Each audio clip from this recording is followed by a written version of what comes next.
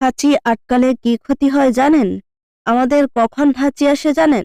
যখন আমাদের শরীর পরিবেশে উপস্থিত ক্ষতিকর উপাদানের কারণে হওয়া সংক্রমণের হাত থেকে আমাদের বাঁচায়।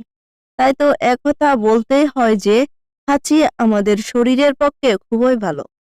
এবার থেকে তাই বারে বারে যখন নাক সুরসুরিয়ে হাঁচি আসবে, তখন জানবেন শরীর আপনাকে বাঁচানোর জন্য আপ্রাণ চেষ্টা চালিয়ে যাচ্ছে। আমাদের শরীরে যখন নানাবিধ ক্ষতিকর ব্যাকটেরিয়া প্রবেশ করার চেষ্টা করে, তখন শরীরের বিশেষ একটা মেকানিজম অ্যাক্টিভেট হয়ে গিয়ে হাঁচি শুরু হয়। হাঁচির চোটে সেই সব ক্ষতিকর উপাদানগুলি আমাদের শরীর থেকে প্রায় 160 কিলোমিটার প্রতি ঘন্টা স্পিডে বাইরে বেরিয়ে আসে। এবার বুঝলেন তো সুস্থ থাকতে হাঁচি কতটা জরুরি?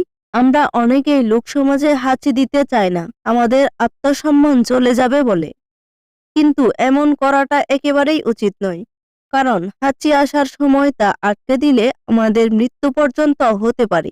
শুধু তাই নয়, আমাদের শরীরের একাধিক অঙ্গ এই কারণে নষ্ট হয়ে যেতে পারে। গবেষণায় দেখা গেছে একবার হাঁচি আটকালে যে গতিতে বায়ু বাইরে যেতে চাইছে, তা শরীরের ভেতরে চলে গিয়ে কান, মস্তিষ্ক, ঘাড়, ডায়াফ্রাম প্রভৃতি অংশে মারাত্মক চাপের সৃষ্টি করে।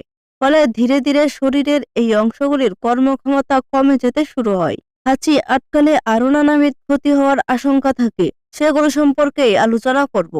হাঁচি আটকানো ক্ষতিকারক কেন? হাঁচির সময় প্রায় 100 থেকে 160 কিলোমিটার প্রতি ঘন্টা গতিতে বায়ু নাকের ছিদ্র দিয়ে বেরিয়ে আসে।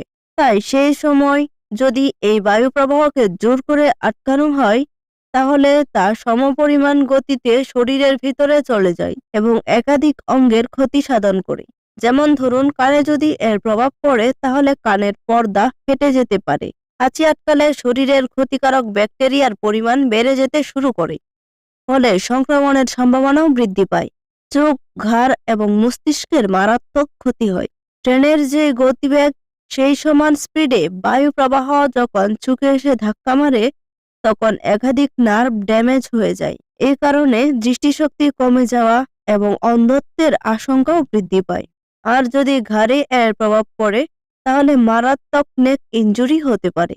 এখানেই শেষ নয়, একাধিক গবেষণায় দেখা গেছে এই গতিবেগে বায়ু প্রবাহ মস্তিষ্কের একাধিক নার্ভে গিয়ে আছড়ে পড়লে অনেকের ক্ষেত্রে স্ট্রোক এবং সেই কারণে মৃত্যু পর্যন্ত হতে পারে। তাই বাঁচতে চাইলে এবার থেকে হাঁচি এলে আর আটকাবেন না। কেন আমরা হাঁচি আটকে থাকি? সামাজিকতার কারণেই বেশিরভাগ মানুষ এমনটা করে থাকেন।